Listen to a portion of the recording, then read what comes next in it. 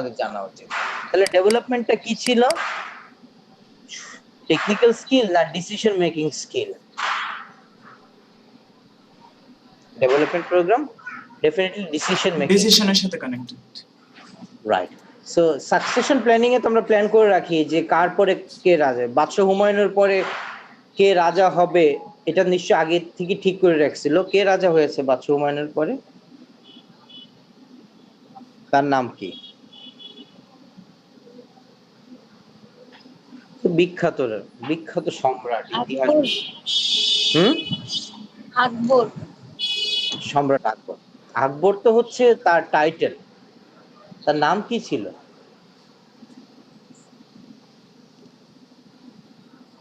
ওর নাম তো আর আকবর ছিল না, তার নাম ছিল জালালউদ্দিন মোহাম্মদ। ঠিক আছে, জালালউদ্দিন মোহাম্মদ, তাকে আকবর দ্য গ্রেট বলা হতো, ওটা আকবর ছিল তার টাইটেল। এনিওয়ে, এই যে জালালউদ্দিন মোহাম্মদ আকবর যে ইয়া হবে, কত বছর বয়সে সে রাজা হয়েছে জানেন? 14 বছর বয়স। না না, 11 বছর না 12 বছর হয়েছে। তো নিশ্চয়ই হুমায়ুন নির্ধারণ করে রেখেছিল বা হুমায়ুন যে আকবর হবে। এখন যাকে নির্ধারণ করে রেখেছি যে he or she will fill up this or that position after the demise, after the departure of the current position, তাহলে তাকে নিশ্চয়ই সেভাবে গ্রুম করতে হবে, রেডি করতে হবে। এই জন্য দেখা যাচ্ছে আগের দিনে রাজাদের বড় ছেলেদের বা যাকে মনে করা হতো যে পরবর্তী রাজা, তাকে স্পেশাল কেয়ারে তার যুদ্ধবিদ্যা না শুধু রাজ্য পরিচালনা থেকে শুরু করে নানা রকমের পলিটিক্যাল ডিসিশন কিভাবে নিতে হয় এগুলোর জন্য তাকে অল্প বয়স থেকে 7-8 বয়স থেকে তাকে স্পেশাল কেয়ার নেওয়া হতো।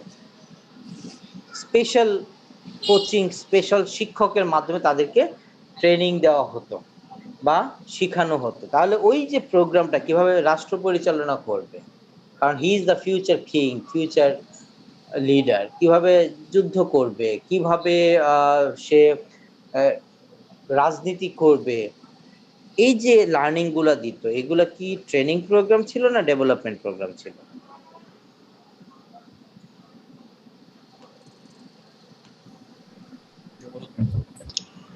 Development program. Development program. তাহলে এই ডেভেলপমেন্ট প্রোগ্রামটা কিসের সাথে জড়িত? তাহলে সাকসেশন প্ল্যানিং এর সাথে। যাদেরকে আমরা সাকসেসর নির্ধারণ করি তাদেরকে আগে থেকে গ্রুম করা, আগে থেকে রেডি করাটাকে আমরা বলছি সাকসেশন প্ল্যানিং। তাহলে কিভাবে সাকসেশন প্ল্যানিং হয়? Have a look the steps of succession planning. প্রথমে you have to identify for which positions you are developing successor. আপনি কি সিএফও পজিশনের জন্য ভাবছেন, নাকি সিও ভাবছেন, নাকি এমডি ভাবছেন, নাকি অন্য পজিশন? সে পজিশনটা আইডেন্টিফাই করতে হবে। আচ্ছা বলেন তো, সিওর যে কোয়ালিফিকেশন দরকার, সিএফওর কি একই কোয়ালিফিকেশন? তাহলে সিএফওর কোন কোয়ালিফিকেশনটা বেশি দরকার পড়ে? সিএফওর কোন স্কিলটা বেশি দরকার পড়ে? Financial, accounting related, finance related, তাই না? তাহলে if you planning for CFO, তাহলে আপনার ডেভেলপমেন্ট প্রোগ্রামগুলো, প্ল্যানগুলো একরকম হবে। You are planning for CEO, তাহলে প্রোগ্রামগুলো আরেক রকম হবে। ওকে, তাহলে আমরা প্রথমে দেখব কোন পজিশনের জন্য করছি। দেন আইডেন্টিফাই দ্য পারসন, যে কাকে কাকে বিবেচনা করছি। আচ্ছা, একজনকে বিবেচনা করব, ধরো রাজা যদি একজনকে বিবেচনা করে রাখে, সে রাজপুত্র যদি কোনো কারণে, সে প্রিন্স যদি কোনো কারণে মারা যায়, হ্যাঁ, কোনো কারণে ওন্ডেড হয়, তাহলে আমি কি একজনকে নির্ধারণ করে রাখা ঠিক, না একাধিক জনকে নির্ধারণ করব? একাধিক জনকে নির্ধারণ করে রাখবো, কিন্তু প্রায়োরিটি লিস্টে রাখবো যে ও priority list 1, priority list 2, 3, 4। So আমরা নির্ধারণ করব যে probable persons, not only person, probable persons who are going to fill that position. Step number 3, will identify their job requirement, যে ওই যে তারা পজিশনে যাবে, সিওফও পজিশন, সিও পজিশনে যাবে, ওই পজিশনে তাদের কি কি ডিউটিস হবে, কি কি রেসপন্সিবিলিটিস হবে, কি কি জব তাদেরকে পারফর্ম করতে হবে।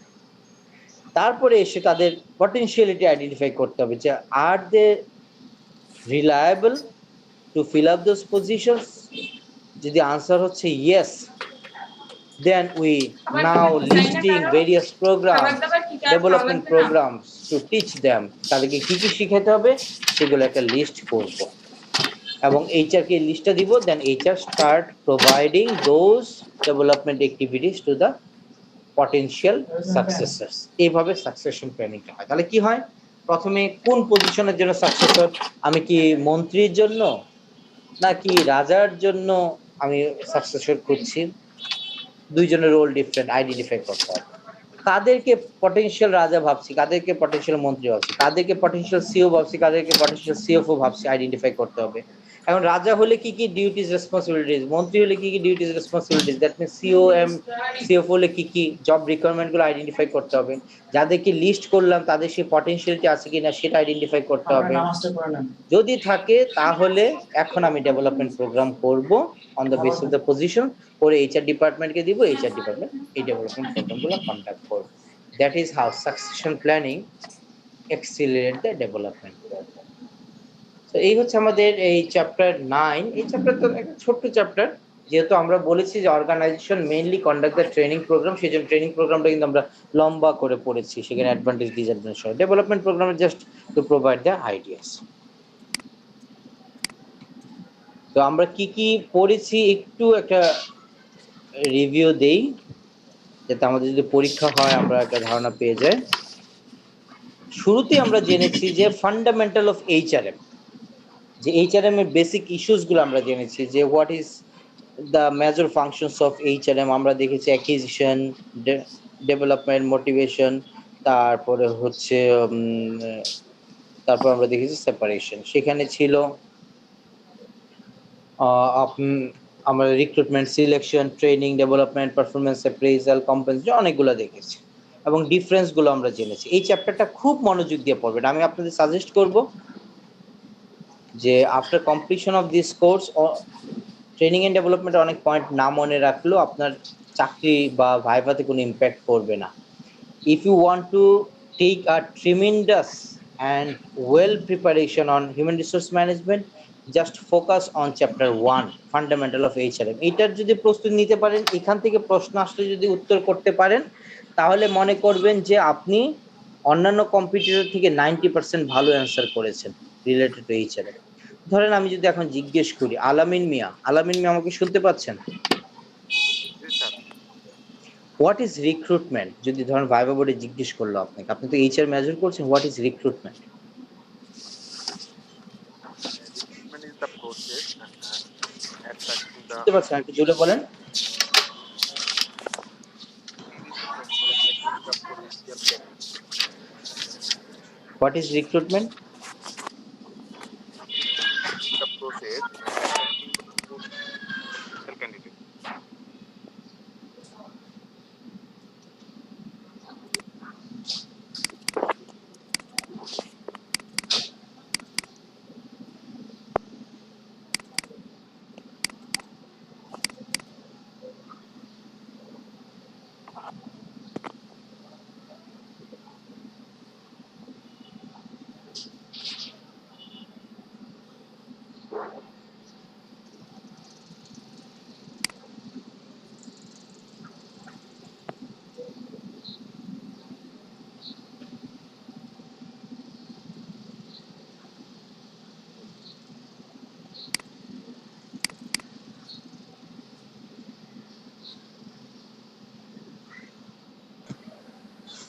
ওকে, কি যেন জিজ্ঞেস করলেন, সরি মিউট করতে হলো একটা কারণে। কি যেন জিজ্ঞেস করলাম আলামিন মিয়াকে, যে আপনি ভাইভা বোর্ডে আপনাকে জিজ্ঞেস করলো হোয়াট ইজ রিক্রুটমেন্ট, বলেন আলামিন। Attracting the potential candidate. শুনতে পাচ্ছেন, আর একটু লাউডলি বলেন তো।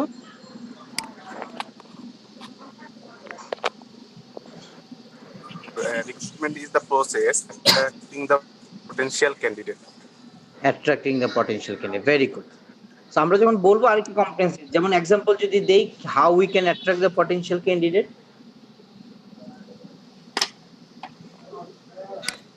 কিভাবে পটেনশিয়াল ক্যান্ডিডেটকে অ্যাট্রাক্ট করি? Circular নিউজ পেপার সার্কুলার দিতে পারি, ওয়েবসাইটে by দিতে পারি। provide circular. Sir, সার্কুলারগুলো কোথায় কোথায় দিতে পারি সেটা job বলবো। portal দিতে পারি sir. Right right, very good, thank you. এই যে এই অ্যানসারটা দিবে না, বোর্ড কিন্তু স্যাটিসফাইড হয়ে যাবে। জাহিদুল ইসলাম আমাকে শুনতে, থ্যাংক ইউ আলামিন মিয়া। জাহিদুল ইসলাম শুনতে পাচ্ছেন আমাকে? আচ্ছা শুনতে পাচ্ছি। জি স্যার। আচ্ছা ঠিক আছে। আচ্ছা what is selection? Can you mention some selection test Take rest. name or selection steps? সিলেকশনের ভিতরে রিটেন এক্সাম হতে পারে স্যার, প্রিলিমিনারি টেস্ট হতে পারে, Right. ইন্টারভিউ হতে পারে, Very good. আর মেডিকেল টেস্ট হতে পারে, রেফারেন্স মেডিকেল ফিটনেস টেস্ট। জি রেফারেন্স চেক হতে পারে। Very good, very good. Nazrul Islam, can you hear me? Nazrul, Yes sir. what are the difference between job description and specification? Job description is about the requirement of job, and Right. job specification is the qualification that are needed to perform the job of the job holder.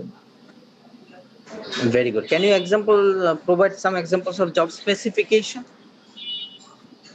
Job স্পেসিফিকেশনের জন্য age হতে পারে, Right. Experience হতে পারে, কিছু কিছু ক্ষেত্রে Very good. Location হতে পারে, কিছু কিছু ক্ষেত্রে No, location is job description. আচ্ছা সরি Location job আর ডিগ্রি হতে পারে, এডুকেশনাল কোয়ালিফিকেশন।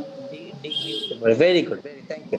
এই যে এইভাবে অ্যান্সার গুলো যখন করবেন, আমি হাইলি স্যাটিসফাইড। তিনজনকে জিজ্ঞেস করলাম, তিনজন চমৎকার ভাবে উত্তর দিয়েছে।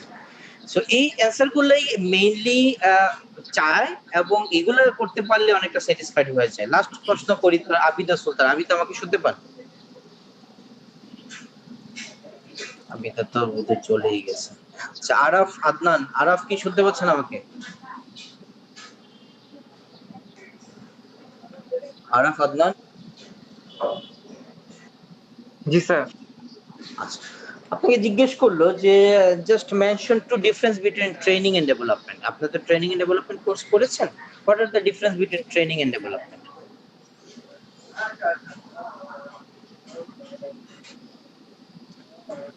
ট্রেনিংটা হচ্ছে অন দা জব ট্রেনিং। এটাতে হচ্ছে আপনি জব রিলেটেড, যে আপনি এখন যে জবটা আছেন সেইটার উপর আপনাকে ট্রেন করবে।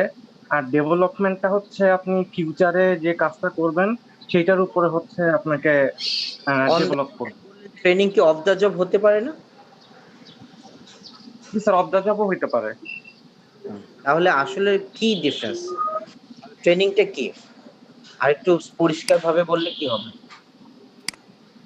ট্রেনিংটা হচ্ছে আপনার মানে বেসিক যে স্কিলসটা, একটা পার্টিকুলার জবের জন্য যে বেসিক স্কিলস আর নলেজ, এইটাকে হচ্ছে আপনার মানে ডেভেলপ করে। আর ডেভেলপমেন্টটা হচ্ছে আপনার ফিউচারে যে আপনি যে কাজটা করবেন ওইটার উপরে আপনাকে ডেভেলপ করবে। আনসার হয়েছে। স্যার আমরা তো অন্যভাবে শিখছিলাম স্যার, আপনার কনসেপ্ট থেকে আমরা শিখেছিলাম এরকম যে ট্রেনিংটা সবসময় যারা নন ম্যানেজারিয়াল এমপ্লয় তাদের সাথে ডিরেক্ট কানেক্টেড। এটা হতেও পারে এক্সিকিউটিভ লেভেলের জন্য, বাট ডেভেলপমেন্টটা সবসময় এক্সিকিউটিভ লেভেলের সাথে কানেক্টেড। এটাই ছিল কি ঠিক আছে। আরাফ আদনান যেটা বলেছে সেটাও অনেকটাই ঠিক, কিন্তু আরেকটু কম্প্রিহেন্সিভলি যদি জিজ্ঞেস করি, দেখি আর কাকে জিজ্ঞেস করা যায়। আব্দুল্লাহ আল মাহমুদ, শুনতে পাচ্ছেন? আরাফের অ্যান্সারটা ঠিক আছে, নজরুলের অ্যান্সারটা ঠিক আছে, আমি আরেকটু ক্লিয়ার শুনতে চাচ্ছি। আব্দুল্লাহ আল মাহমুদ বলেন কি ডিফারেন্স আরেকটু ক্লিয়ারলি। মাহমুদ কি শুনতে পাচ্ছে না? আরমান কি শুনতে পাচ্ছে না আমাকে? এটা হচ্ছে কারেন্ট জবের ট্রেনিংটা, কারেন্ট জবের রিলেটেড। আমার যে routine job, current job, regular job, এই রিলেটেড। আর ডেভেলপমেন্টটা ফিউচার জবের জন্য, future job, future decision making. Very good. আর কি ডিফারেন্স হতে পারে? ট্রেনিংটা স্যার হচ্ছে ইম্পোজ করা হয়, আর ডেভেলপমেন্টটা স্যার একটা ভলান্টারি স্পন্টেনিয়াস হয়। আরেকটা আমরা পার্থক্য বলতে পারি যে ট্রেনিং আমাদেরকে টেকনিক্যাল স্কিলটা বাড়ায়, যেটা ওই যে আরব বলতেছিল যে আমাদের টেকনিক্যাল স্কিল যেটা বাড়ে। আর ডেভেলপমেন্ট কোন স্কিলটা বাড়ে? Conceptual skill, decision making. Okay, so এগুলো জিজ্ঞেস করার উদ্দেশ্য ছিল যে আমরা যখন প্রিপারেশন নিব তখন আমরা এই চ্যাপ্টার 1টাকে খুব প্রায়োরিটি দেব, অন্যান্য চ্যাপ্টার না জানলেও চলে। Then we discuss about our second chapter and first chapter from our book, that is fundamental of training and development, introduction to training and development. In that chapter we know about the training process, difference between training and development, তারপর what are the inputs of training, এই ব্যাপারগুলো জেনেছি। Then we discuss about the strategic training. Can আমরা এই chapter discuss করেছি because nowadays only training is not uh, working in the organization. Rather, the training program we are conducted, it should have the link with the strategy of the organization. Training should be provided considering the overall strategy of the organization. Overall organization strategy কি সে অনুযায়ী training দিতে হবে, এটাকে আমরা বলছি strategic training. একটা organization downsizing এ যাচ্ছে, স্পেশালি ডিউ টু কোভিড-19 situation, many organization are taking downsizing strategy. এখন ডাউন সাইজিং স্ট্র্যাটেজি হলো আপনার ট্রেনিং এর কন্টেন্ট একরকম, আবার কিছুদিন পরে যখন এই সিচুয়েশনের উত্তরণ হবে তখন কিন্তু অর্গানাইজেশন আবার তাদের অন্য স্ট্র্যাটেজি নেবে, তখন আবার ট্রেনিং প্রোগ্রাম ডিফারেন্ট হবে। সো আপনি ট্রেনিং প্রোগ্রামগুলো আইসোলেটেড হবে না, rather it will be dependent on the strategy of the organization. এগুলোকে আমরা স্ট্র্যাটেজিক ট্রেনিং। এছাড়া আরেকটা জিনিস দেখেছি যে ট্রেনিং ডিপার্টমেন্টগুলো কেমন হতে পারে। এটা হতে পারে কর্পোরেট ইউনিভার্সিটি মডেল, এটা হতে পারে ফ্যাকাল্টি মডেল, এটা হতে পারে হাইব্রিড মডেল, নানা রকম হতে পারে। Then we discuss about the first step of the training process, training need assessment. And in this chapter we discuss 3 points: how to analyze the person, how to analyze the task.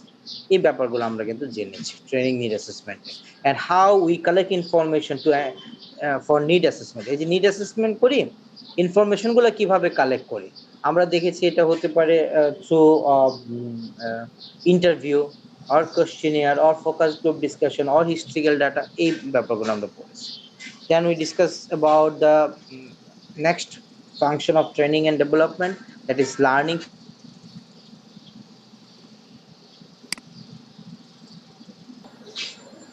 Okay.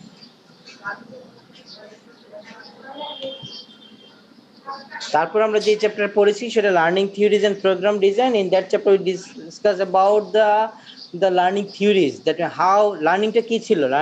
Learning ছিল যখন আমাদের ট্রেনিংটা হবে এটা যে sustainable হয়, long lasting হয়, যা শিখলাম সেটা যে লং লাস্টিং হয় সেটাকে আমরা লার্নিং বলছি। লার্নিংটা কিভাবে করা যায় আমরা কিছু মডেল পড়েছি। লার্নিং এনভায়রনমেন্টটা কিভাবে ডিজাইন করা যায় সেই সম্পর্কে আমরা জেনেছি। ট্রেনিং সেন্টারের সিটিং অ্যারেঞ্জমেন্টটা কেমন হবে, কালার কেমন হবে, মডিউলিং, শিডিউলিং, এগুলো শিখেছি। Then we discuss about the training evaluation, how after providing ট্রেনিংকে বর্তমান সময় কোন পার্সপেক্টিভ থেকে দেখা হয়, এক্সপেন্ডিচার পার্সপেক্টিভ না ইনভেস্টমেন্ট পার্সপেক্টিভ? ইনভেস্টমেন্ট। যেহেতু ট্রেনিং ইনভেস্টমেন্ট, অর্গানাইজেশনগুলো আমি বলেছি কোনো some organization are investing huge amount, to some extent $100 million are investing for training purpose. যেহেতু ইনভেস্ট করছে definitely they are looking for return. So return ঠিক মতো আসছে কিনা সেজন্য আমরা ট্রেনিং ইভ্যালুয়েশন পড়েছি। ইভ্যালুয়েশন হতে পারে সামেটিভ ইভ্যালুয়েশন, ফর্মেটিভ ইভ্যালুয়েশন, সেজন্য ROI কিভাবে ক্যালকুলেট করতে এই চ্যাপ্টারে দেখেছি। Then we discuss about the various types of training program, কিভাবে ট্রেনিং গুলো দিব, অন দ্য জব দেখেছি, অফ দ্য জব দেখেছি, and finally we discuss about the development program. এই 8টা চ্যাপ্টার কিন্তু আমরা পড়েছি ট্রেনিং এন্ড ডেভেলপমেন্ট। সো এই ছিল আমাদের সামারি, এই ছিল আমাদের ট্যুর, এই ছিল আমাদের জার্নি।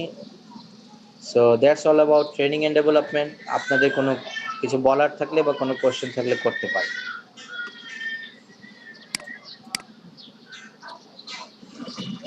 আপনাদের অ্যাসাইনমেন্ট দিয়েছিলাম, ডেডলাইন কবে অ্যাসাইনমেন্টের?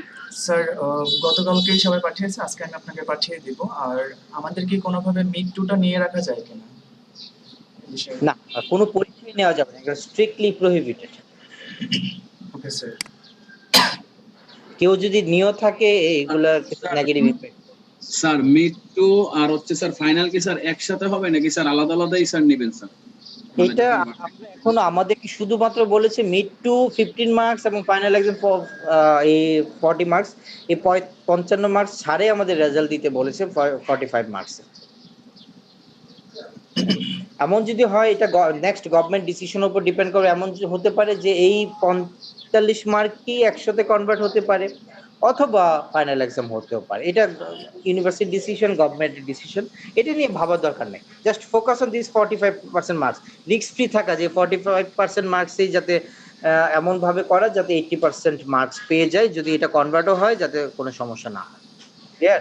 এই জন্য অ্যাসাইনমেন্টটা কিন্তু খুবই খুবই ইম্পর্টেন্ট আপনাদের জন্য। ওকে স্যার, তাহলে আজকে আমাদের 11টা ক্লাস হয়েছে। সো এই 11টা ক্লাসের যে অ্যাটেন্ডেন্স এবং আজকে যে টোটাল আমাদের যে অ্যাসাইনমেন্ট, এগুলো আপনাকে আজকে আমি মেইল করে দিব। জি, থ্যাংক ইউ স্যার। যদি কেউ মিড টু নেয়ও সেটা কি স্যার ক্যান্সেল হয়ে যাবে নাকি ওটা থাকবে স্যার? কেউ যদি নেয়, আমি জানি না, আমি শুনেছি যে অনেকে নেওয়ার চেষ্টা করছে, এটা তাদের ব্যক্তিগত ব্যাপার। এটা তো অথরিটি অ্যাকসেপ্ট করবে নাকি করবে আমি জানি না, নেওয়া উচিত না, যেহেতু গভর্নমেন্ট থেকে ডিসিশন আসছে এবং ইউনিভার্সিটি সরাসরি 2-3 বার আমাদেরকে চিঠি দিয়েছে কোনো রকমের পরীক্ষা যাতে না নেই। এটা ইউনিভার্সিটির ডিসিশনের এগেনস্ট, অন্তত আমি নিব না। স্যার তাহলে কি এটা ক্যান্সেল হয়ে যাবে যারা মানে নিচ্ছে আর কি? এটা তো আমি জানি না আসলে কে নিয়েছে, সেটাই তো জানি না। হ্যাঁ, তো সেটাই কনসার্ন টিচার উপর ডিপেন্ড করবে। বুঝতে পেরেছি স্যার।